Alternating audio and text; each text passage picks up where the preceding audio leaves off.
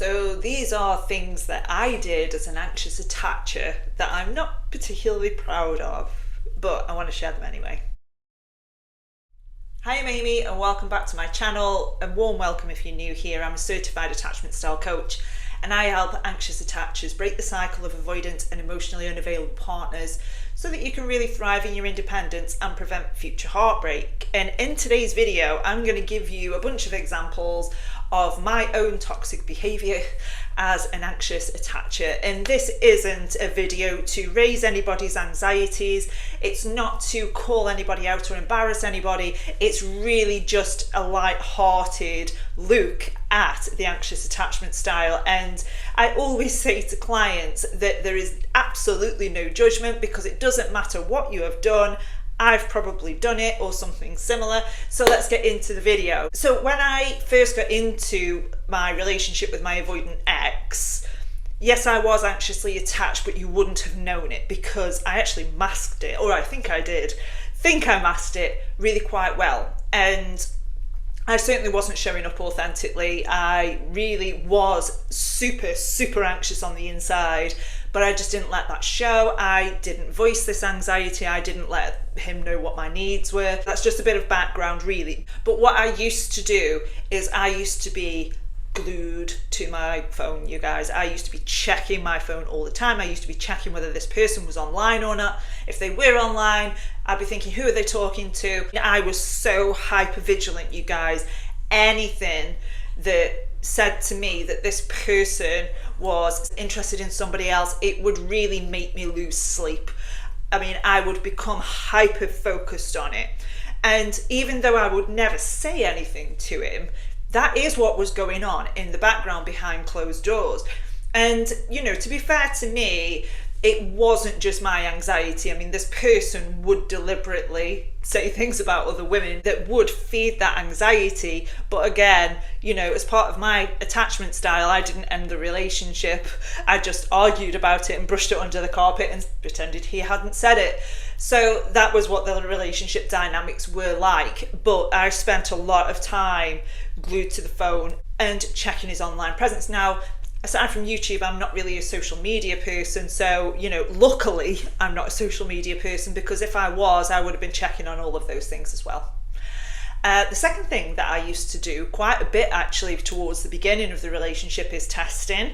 So I would deliberately say things to test him. So I would deliberately say, you know, oh, do you think she's good looking? And try and kind of trip him up, which is, you know, hyper manipulative, and it's not something that I'm proud of. It certainly isn't something I would do today. But in my mind, because I was so afraid of him leaving me or abandoning me, subconsciously this was a strategy to try and stop that from happening, when in reality it was just making me feel even worse. And, you know, it can't have been fun for him either. And I'm not saying that, you know, he didn't have his part in it, but I did engage in quite manipulative tactics to try and, I suppose, essentially reassure myself that he would stick around. They just were completely counterintuitive. So another thing that I did as an anxious attacher is that I completely forewent most of my needs to suit him, and I would do things that I wasn't particularly comfortable with. I would, you know, forego my needs and forego my own values as well, just in order to go along with what he wanted. I didn't want to rock the boat, but internally I felt really resentful because my needs weren't being met but his were. But I wasn't expressing what my needs were, and I was going out of my way to make sure that his were, so that he would stick around. And again, this is not something that I would do today, you guys. I absolutely would advocate for my needs. I do advocate for my needs. But to be honest, particularly towards the beginning of the relationship, I didn't even know that I could have needs really. And also I just got out of a divorce, and, you know, after a really long relationship, and, you know, I kind of felt like I was damaged goods, I suppose. I wasn't very confident at all, and I really tried to people please my way through the relationship.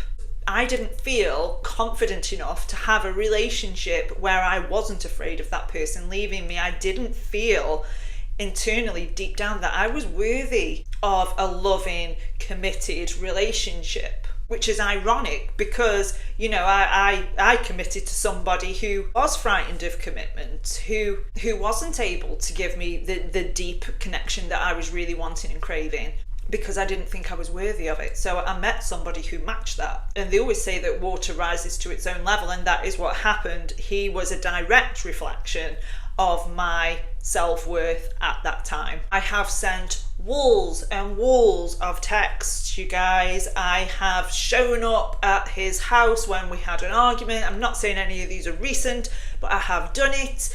I have in the past begged and pleaded for this person to take me back. I have done it all, you guys, but I can tell you now that I would not do that today. I absolutely would not do that today. And I have helped lots of clients the world over, guys, with this very same problem. And if it is that you want more personal support, I do have one-on-one coaching, which is available on my website, as is my self-study course, which you can purchase on the website as well. So what did I do about these things? Well, first of all, I had to acknowledge that I had done them, because there was no point in me deluding myself into thinking that my behaviour wasn't toxic, because it absolutely was.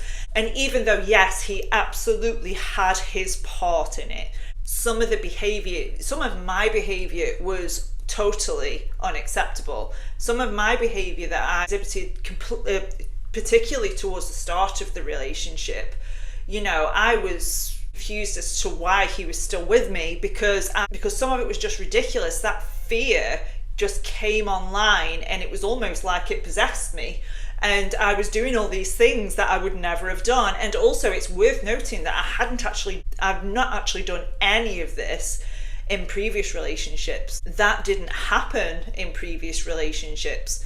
So it was only when, you know, the typical dynamic of anxious meets avoidant did that start happening, and we just kept on going through this cycle over and over again. I probably about 2 years into the relationship really started to do work on myself, so, you know, those things stopped happening, or at least greatly reduced. And, you know, I was able to start growing out of that and start to find my own independence. And ultimately, he didn't grow. And ultimately, the relationship came to an end. So if it is that you have done something which you look back on and think, oh my God, that was so embarrassing, you're not the only one, guys. You know, there's probably millions of people the world over that have done that very same thing. So I hope you enjoyed that video, and I hope you've taken it lightheartedly as it was intended. It certainly isn't to call anybody out. But if you like this content, please consider subscribing to this channel and leaving this video a like so other people have access to it. But I'm Amy, and it's an absolute pleasure to help you improve your self-worth, and I will see you in the next video.